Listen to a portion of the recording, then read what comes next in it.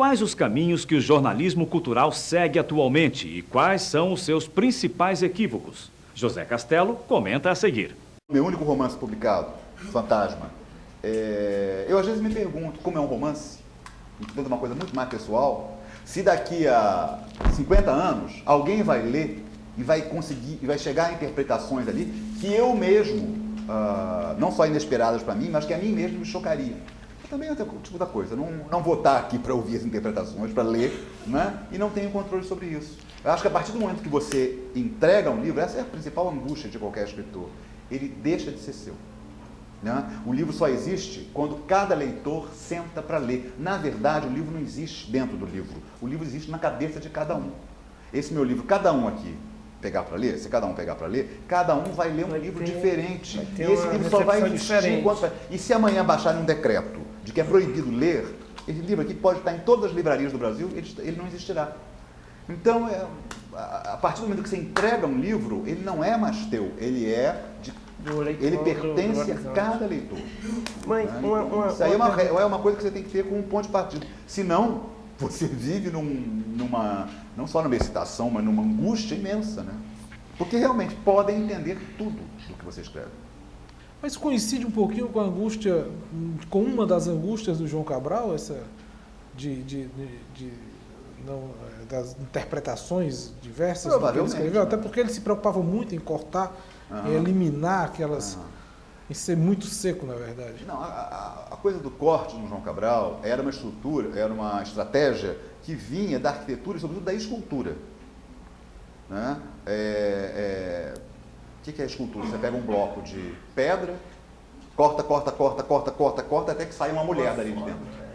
Aí você precisa cortar muito. Na verdade, é a estratégia de qualquer artista, de qualquer escritor. Mas o João Cabral tinha essa estratégia de uma forma obsessiva. Né?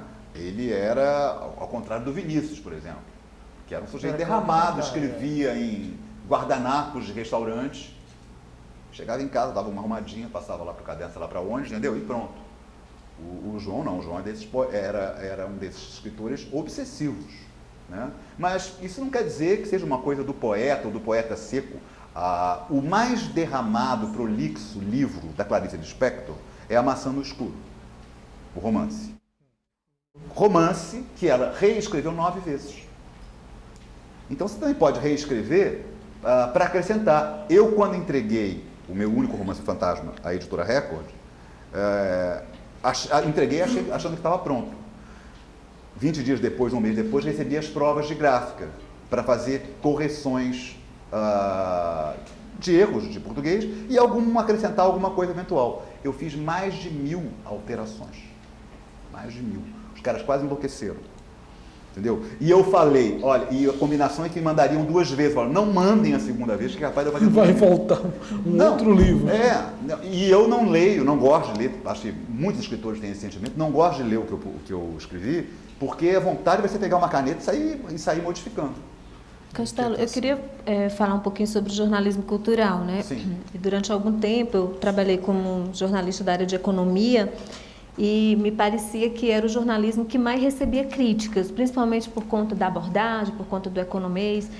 E daí, quando eu cheguei no jornalismo cultural, eu descobri que eu estava enganada, que não tem jornalismo mais criticado no mundo do que o jornalismo cultural, né?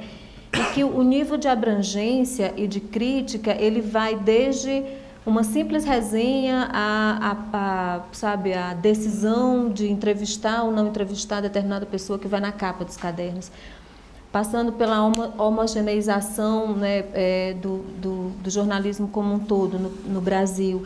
E o fato é que o jornalismo vive uma crise grande, não é só jornalismo cultural, mas jornalismo enquanto jornalismo impresso. Não só impresso, o jornalismo como um todo vive uma crise forte. E eu queria que você foi editor de cultura do jornal, do Caderno B, né, do Jornal do Brasil. Do Caderno Ideias, na verdade. Caderno Ideias, do Jornal do Brasil. Mas o Jornal do Brasil, ele sempre foi um marco, né, importante, ou foi um marco importante para o jornalismo brasileiro durante muito tempo. O Caderno B, inclusive, foi um marco para o jornalismo cultural brasileiro. Então, eu queria que você comentasse um pouco se essas críticas, elas produzem algo, ou essas críticas elas são estéreis no momento em que elas não conseguem, não é apontar caminho, porque não existe isso, mas pelo menos assim, apontar possibilidades de se ter uma abordagem diferenciada do que atualmente se faz, essa prisão que se tem, por exemplo, a indústria do livro, a indústria do disco, a indústria do cinema, sabe, essa pressão Eu acho que, então, assim... nós temos hoje um jornalismo cultural, como não, a questão não é nem não ter, é que a gente tem um jornalismo cultural. A questão não, a gente tem um jornalismo cultural, sim. Se você partir do pressuposto que cultura é o que está colocado aí como comportamento e como tendência, e como uma série de coisas, a gente tem um jornalismo cultural, sim. A questão é que a gente sempre compara esse jornalismo cultural, Anderson, com o que se fazia na década de 60, na década de 70, sabe? Que não existe mais, o contexto é bem outro hoje, né? Então, eu queria que você analisasse a crítica, né, que se faz. O que eu mais sinto hoje, o que mais me perturba no jornalismo, não só cultural, literário, mas em geral, praticado hoje no Brasil, todos nós jornalistas damos grande valor, e claro, temos que dar a liberdade de imprensa, é óbvio. Né? É um bem que não se pode negociar. Não se pode negociar com isso. É um bem fundamental. Agora, a liberdade de imprensa, ela pressupõe uma atitude diante dela, que é usá-la. Senão não adianta você ter só na Constituição e para se defender na lógica que você quer. E como é que você usa isso? Com uma perspectiva pluralista. E o que falta, não só o jornalismo cultural, eu acho, mas em geral, é o pluralismo. Eu vou te dar um exemplo do caso do Ideias, quando eu editava. A gente tinha por princípio lá o seguinte, chegou um artigo, digamos, de um pensador, Guattari. Uma vez chegou um artigo do Guattari, traduzido por um estudioso do Guattari, e era um artigo sobre sociedade e sociedade, era um artigo sobre cidades, a circulação, a vida nas grandes metrópoles, não me lembrei, mas era alguma coisa assim. Né? Primeira decisão, vamos publicar. Decisão imediata, junto com essa. Quem que nós podemos convidar para escrever sobre o mesmo tema que tem uma posição completamente diferente e terá o mesmo espaço, entendeu? Então, se tinha um artigo de alguém de extrema esquerda, imediatamente você encomendava um artigo a Dom Eugênio Salles ou a Sandra Cavalcante, deputada de extrema direita, para escrever e ter do lado, porque o que valoriza, e no jornalismo cultural mais do que nunca, é o contraste. Né? É pelo choque de ideias divergentes que o jornalismo se enriquece. E o jornalismo cultural também. E a impressão que eu tenho é que o jornalismo cultural, hoje, tem esse problema que você tocou muito bem, que ele é muito dominado, muito pautado pela indústria cultural. Mas isso você pode explicar por outras razões. O jornalismo é uma atividade rápida, você não tem muito tempo para pensar. Exatamente, é isso que você é massacrado por um monte de livros, discos que chegam, você não tem muito como escolher. Não reflete. Né? Tem um lado que é humano nisso, eu não acho que seja não vou diabolizar isso. Agora, tem um outro lado que você tem que ter uma atitude ativa diante disso. Você não pode receber só passivamente isso. Né? E agora, para você ter uma atitude ativa, você tem que ser capaz de dar espaço a ideias, ou a pessoas, ou a tipos de arte, ou de cultura, ou do que for, que inclusive você odeia. Eu mais de uma vez escolhi para a capa do Ideias livros, escritores que na intimidade eu não gostava e dizia, não gosto. E aí os editores executivos me perguntavam, você é louco, por que você vai dar esse cara na capa? Eu dizia, eu não gosto, nem um pouco. Agora, tem muita gente que gosta. Entendeu? Então esse cara tem que ser bem tratado. Tem que ter até lá no meio artigos também que critiquem a sua obra. Né? Quer dizer, então essa uniformização, mas essa uniformização é uma tendência do mundo contemporâneo. Não é só da imprensa. Né? É uma tendência da moda, da publicidade, da arquitetura, de um monte de coisas. Né? Tudo igual, a coisa do padrão. Então, mas isso na imprensa, se tem muita dificuldade em refletir sobre isso. Então, por exemplo, os jornais hoje estão cheios de colunas e de colunistas. E Não. isso Muito dá a impressão parecido que é com o diversidade. Infelizmente não é. Eles quase sempre dizem as mesmas coisas, em todos os setores. Quando eu editava esses cadernos, os períodos que editei, era muito comum, por exemplo, eu ser procurado por gente da universidade, gente muito boa, cheio de títulos, e dizer, olha, acabei de escrever uma tese sobre não sei quem, posso lhe oferecer um capítulo. Ou às vezes mandava direto. Chegava um capítulo de 40 páginas, com 850 notas de pé de página, importantíssimo, muito bem pensado, mas aquilo não é jornalismo literário. Eu recusava, ficavam chocados. Me chamavam de incompetente, não sei o quê. Eu tive que receber algumas cartas de pessoas reclamando. Aquilo não é jornalismo. Então, o que eu tentava fazer era... O Antônio Cândido é um dos maiores críticos brasileiros de literatura, talvez o maior. Então, em vez de pegar um capítulo de um livro, de uma tese do Antônio Cândido, vamos pautar o Antônio Cândido. O senhor poderia escrever um texto de 3 páginas sobre tal assunto, tal livro que acabou de sair? Então tem essa coisa ativa, que é o que eu estava te falando, que é o que eu acho que está faltando. De resposta ativa para o real, intervir no real de uma forma ativa. Já estão chegando, Castelo, sim, Anderson e Regina, algumas perguntas aqui do público. Henrique Nunes, que é nosso colega jornalista do Diário do Nordeste, aqui presente, ele pergunta o seguinte, já que a gente estava tratando de jornalismo cultural.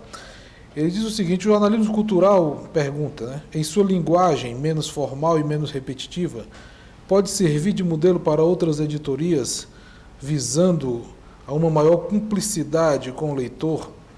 Aí, segundo ele diz que o leitor está cada vez mais interessado em fugir da mesmice jornalística, do cotidiano jornalístico.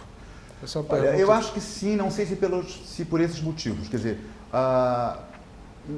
eu estou pensando no jornalismo impresso, né? Os jornais e as revistas.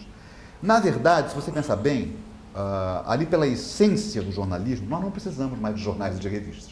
Né? Se o Bush resolver invadir agora a Venezuela, vai todo mundo ligar a CNN e vamos ver, a Globo vai transmitir ao vivo. Você não vai esperar o jornal de amanhã ou a revista de domingo para ler o que aconteceu. Então, a partir do momento que a gente vive no mundo, inclusive por causa da internet, que radicalizou isso mais, a função do jornalismo escrito é outra, que eu acho que a imprensa escrita aí é uma discussão é a de interpretar e de abrir perspectivas, abrir janelas. E não temos hoje. Abrir janelas. Essa função não está sendo exercida porque, em parte, por um erro de base, eu acho, que o jornalismo hoje tenta competir com a televisão. Mesmo erro na literatura. Está sendo feita uma literatura jovem aí, com a tese de que a literatura está meio à morte, porque ninguém tem mais tempo para ler, não sei o quê. Então vamos fazer romances realistas, naturalistas, que sigam o estilo da televisão ou o estilo do cinema. É um engano, sai um monte de pastiche de textos cinematográficos. Fátima Souza, que é professora daqui, também pergunta para o Castelo. Ela pede, na verdade, que você fale um pouco sobre estudos para uma bailarina andaluza. O que é a Andaluzia para o João Cabral? O João Cabral odiava música, mas dizia que só tinha um tipo de música que ele aceitava, era o flamenco. Ele ia, às vezes, assistir a dança das bailarinas em Sevilha, enfim, em toda a região da Andaluzia. Na verdade, na obra do João Cabral, a Andaluzia e Sevilha ficaram, e suas bailarinas e sua música, como um reduto de sensualidade que aparentemente não tem na obra do João, não tem. Né? Quando ele escreveu um livro para Sevilha Andando, é um livro escrito pensando na sua própria vida sentimental, na sua própria vida amorosa. Né?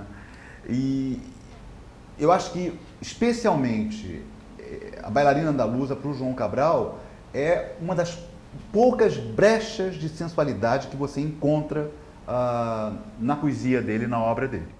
No terceiro e último bloco, as fraquezas e angústias de um poeta que se julgava sem alma.